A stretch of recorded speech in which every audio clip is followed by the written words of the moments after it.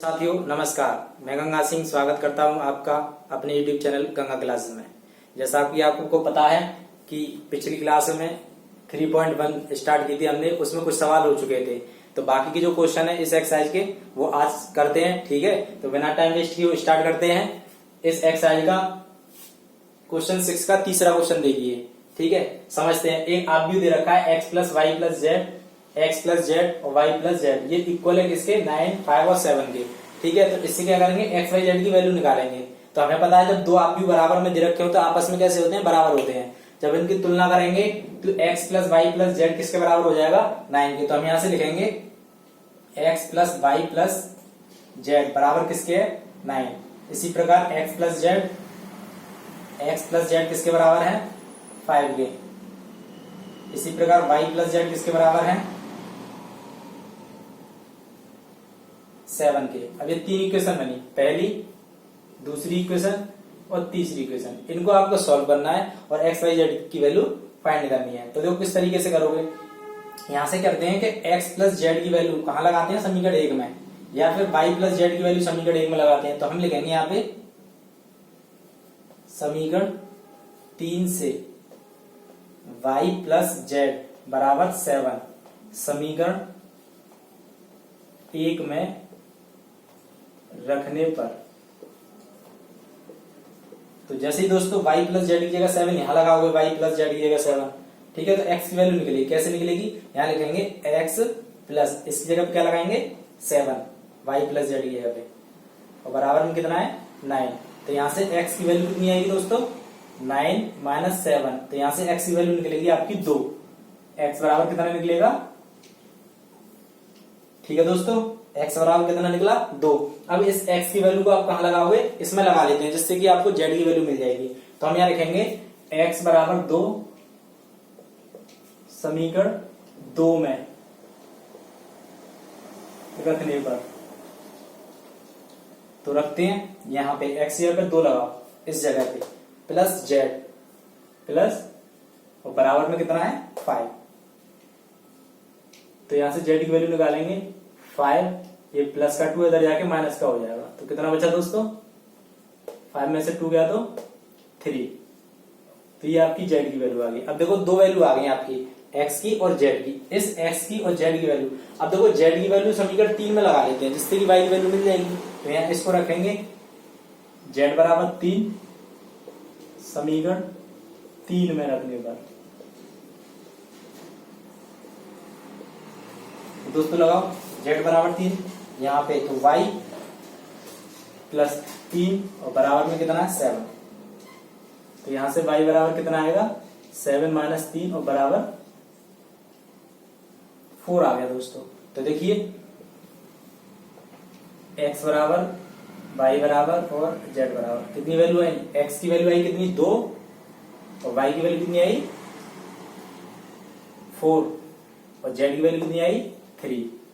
तो यही दोस्तों आपके आंसर है। अगर आप चाहते हो कि ये आंसर मेरा ठीक है या नहीं, तो अगर पता करना हो कि आंसर मेरा ठीक है या नहीं, तो आप क्या करोगे, जैसी वैल्यू है यहां लगाओ x plus Y plus Z, इन तीनों को जोड़कर देखो, जोड़कर ये 9 आना चाहिए। अगर आ रहा है तो आपका आंसर सही है, अगर नहीं आ रहा तो समझ लो कहीं आपने गलती की है। तो देखो तीनों को जोड़ेंगे x plus Y plus Z, तो 4 और 2 6, 6 और 3 9, इसका मतलब सही है। इसमें देखेंगे x प्लस जेड, तो 2 और 3 5, देखो 5 है। इसी प्रकार इसको जोड़ना 7 आएगा, इसका मतलब आंसर सही है। ठीक है दोस्तों, आशा करता हूं समझ में आया होगा। अगला क्वेश्चन देखिए दोस्तों, क्वेश्चन नंबर 7 देखिए। दे रखा है कि एक ये समीकरण इसके बराबर है, यानी कि दो आव्यूह आपस में बराबर दे रखे हैं, आपको वैल्यू फाइंड करनी है ए बी सी डी की, ठीक है। जैसे पहले किया था तुलना करके, तो हम इसको तुलना करेंगे कि a माइनस बी बराबर किसके, पहले के यानी कि -1 के, ठीक है। इसी तरीके से 2a प्लस सी इसके बराबर 5 के। ये तो पता है ना, पहला पहले के बराबर, दूसरा दूसरे के, ठीक है, तीसरा तीसरे के, मतलब पहले स्तंभ का पहला मान पहले स्तंभ के पहले के, ठीक है। इसी तरीके से दूसरे स्तंभ का जो दूसरी पंक्ति का जो मान है वो उसी के बराबर होगा, ठीक है, तुलना करने का। इस तरीके से यहां लिखेंगे 2a माइनस बी, ये किसके बराबर होगा 0 के, ठीक। और यहां से 3c प्लस डी और बराबर किसके 13 के। तो ये 4 इक्वेशन होगी, पहली, दूसरी, तीसरी और चौथी। अब इसको सॉल्व करना है, किस तरीके से करोगे? तो देखो इसमें दो दो इक्वेशन को सॉल्व करते हैं।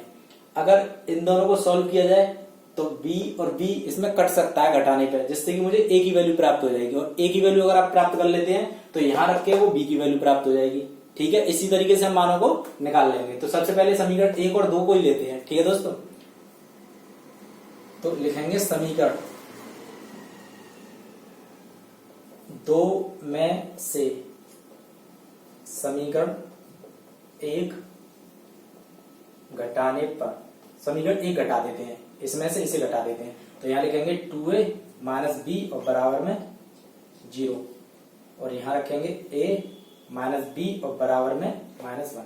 तो दोस्तों देखो घटाने पे चिन्ह बदलते हैं। ठीक है, समीकरण में से जब दूसरा समीकरण घटाया जाता है तो जो समीकरण घटाते हैं उसका साइन बदलते हैं। ये प्लस का है तो ये माइनस का होगा, ये माइनस का है तो ये प्लस, ये माइनस है तो ये प्लस। अब देखो माइनस बी से ये प्लस बी कट गया और 2 में से एक गया तो a बचा सिर्फ, और यहाँ पे ये बराबर में 1।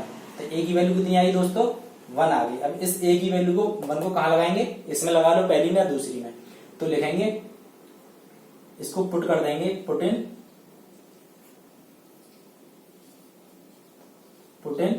फर्स्ट।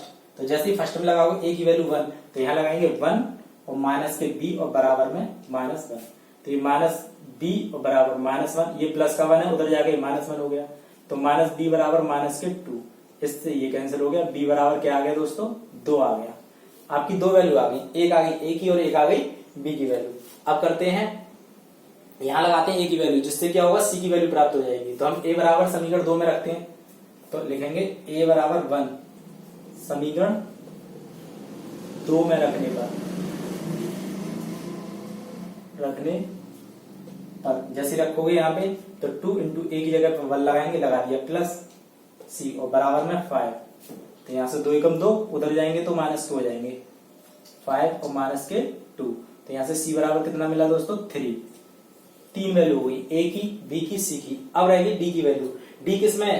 केवल इसमें है, बस मुझे c की वैल्यू यहाँ लगा तो d की मिल जाएगी। तो अब मैं इसको पुट कर देता हूं, पुट इन 4। कहने का मतलब है c की वैल्यू किसमें? समीकरण 4 में रखने पर। तो जैसे 3 और c की जगह पे लगा देंगे 3 यहाँ पे, और प्लस d बराबर में कितना है दोस्तों? 13। ठीक है दोस्तों, यहाँ से 3 3 9, ये 9 उधर जाके माइनस के कर देना। तो d बराबर 13 माइनस 9। तो यहाँ से d बराबर कितना मिलेगा दोस्तों? 13 में से 9 गए तो 4 मिला। तो आपको a b c d की वैल्यू प्राप्त हो गई इनसे चारों से। ठीक है दोस्तों, एक बात कहना चाहूंगा, जो साथी मेरे नए जुड़े हुए हैं चैनल से, वो चैनल को एक बार सब्सक्राइब कर लें। ठीक है, और बेल आइकन को प्रेस कर लें, जिससे कि आपको क्लास मिलती रहे। बेल आइकन प्रेस करोगे तभी आपको मेरी नई क्लास मिलेगी, अन्यथा आपको पता ही नहीं चलेगा क्लास आई या नहीं आई। ठीक है दोस्तों, और क्लास को ज्यादा से ज्यादा शेयर और लाइक करो। ठीक है, आगे देखते हैं, ये चारों वैल्यू मैंने बता दी ए बी सी डी की। ठीक है, ए बी सी डी की। अब अगला क्वेश्चन देखते हैं। ठीक है दोस्तों, अगला क्वेश्चन देखिए साथियों, अगला क्वेश्चन देखिए। क्वेश्चन नंबर 8 लिखा हुआ है, ए बराबर एक आव्यूह है। ठीक है, और उसका जो कोटि है या क्रम है वो m गुणा n है, और बोला है एक वर्ग आव्यूह। कैसा है? एक वर्ग आव्यूह है। तो हमें बताना है कि m और n में क्या रिलेशन हो सकता है, m और n में क्या रिलेशन हो सकता है। इसमें कुछ ऑप्शन और दे रखे हैं 4, उसमें से एक ऑप्शन सही है। अपनी बुक में देखना वो 4 ऑप्शन। ठीक है दोस्तों, मैं बता रहा हूँ कि एक वर्ग आव्यूह, तो मैंने आपको शुरू में जब चैप्टर स्टार्ट किया था तो बताया था वर्ग आव्यूह क्या होता है। वर्ग आव्यूह ऐसा होता है जिसमें जो पंक्तियां होंगी ना, पंक्ति वो स्तंभों की संख्या के बराबर होंगी। पंक्तियों की जो संख्या है वो स्तंभों की संख्या के बराबर होती है, जैसे 2 3 4 5। अब देखो इसमें 2 ही पंक्ति 2 स्तंभ है, इसका मतलब ये एक वर्ग आव्यूह है कि नहीं है? अब देखो, अब इसमें हम लिखेंगे कि वी नो दैट, हम जानते हैं, क्या जानते हैं कि वर्ग आव्यूह में पंक्तियों की संख्या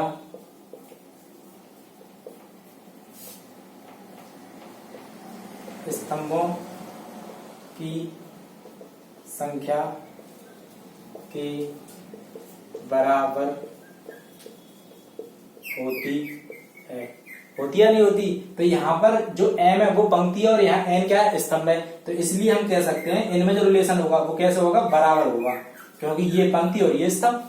ठीक है दोस्तों, समझ आया। ऑप्शन में देखना नहीं है, ये एक ऑप्शन होगा। अगला क्वेश्चन की तरफ बढ़ते हैं दोस्तों। नेक्स्ट क्वेश्चन देखिए, क्वेश्चन नंबर 9 है, x और y के प्रदत्त किन मानों के लिए आव्यूह के निम्नलिखित गुण समान है। मतलब x और y के किस वैल्यू के लिए ये दोनों आपस में कैसे होंगे, समान होंगे।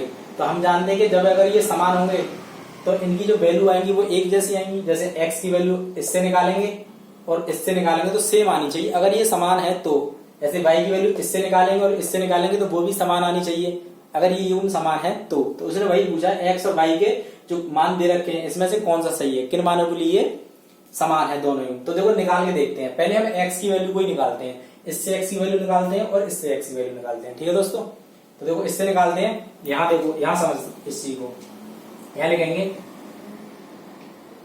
3x + 7 बराबर रखेंगे 0। ठीक है भाई, वैल्यू निकालनी है, समान की बात कर रहे हैं तो इसलिए मैं समान रख रहा हूं इसको। ठीक है, तो यहाँ से 3x बराबर -7, तो x की वैल्यू क्या आई, -7/3। तो दोस्तों इससे तो वैल्यू आ गई -7/3। ठीक है, और अब निकालते हैं इससे। तो अब रखेंगे 2 - 3x बराबर 4 के। ठीक है, तो यहां से वैल्यू निकालेंगे, ये उधर जाएगा, प्लस का हो जाएगा, ये 4, ये 2, ये इधर आएगा, माइनस का हो जाएगा। तो 3x बराबर -2। तो यहां से x की वैल्यू क्या आई, -2/3। दोस्तों देखो, इससे x की वैल्यू -7/3 आई और इससे आई x बराबर -2/3। जबकि अगर ये दोनों समान होते तो x की वैल्यू यहाँ पे सेम आनी चाहिए थी। ठीक है ना, x की वैल्यू क्या आनी चाहिए थी, सेम आनी चाहिए थी, जो कि ऐसा नहीं है। तो इसी अब y की वैल्यू मुझे निकालने की जरूरत नहीं है। हालांकि तुम y की वैल्यू निकाल सकते हो, y + 1 बराबर कितना, 8। तो y की वैल्यू इससे तो निकलेगी 7, y + 1 बराबर 8, तो इससे y की वैल्यू निकलेगी 7। ठीक है दोस्तों, और इससे निकालेंगे y की वैल्यू, तो ये 5 बराबर y - 2, तो इससे y की वैल्यू आ जाएगी, इससे भी 7। तो देखो दोस्तों, y की वैल्यू तो सेम आ रही है। y की वैल्यू तो देखो इसमें 7 आ रही है, इसमें 7 आ रही है y की वैल्यू, और एक इसमें 7 आ रही है।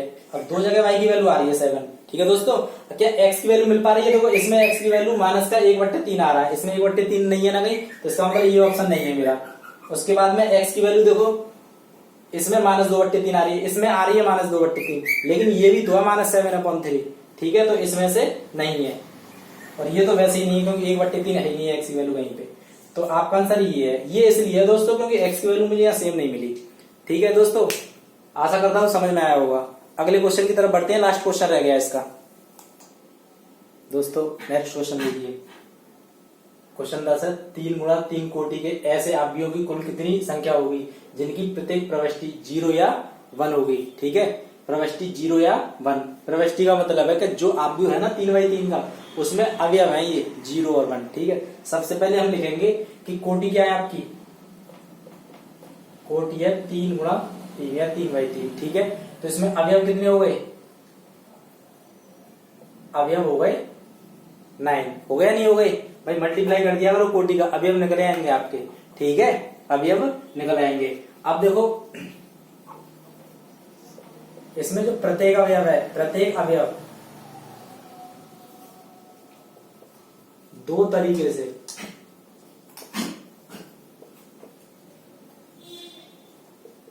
चयनित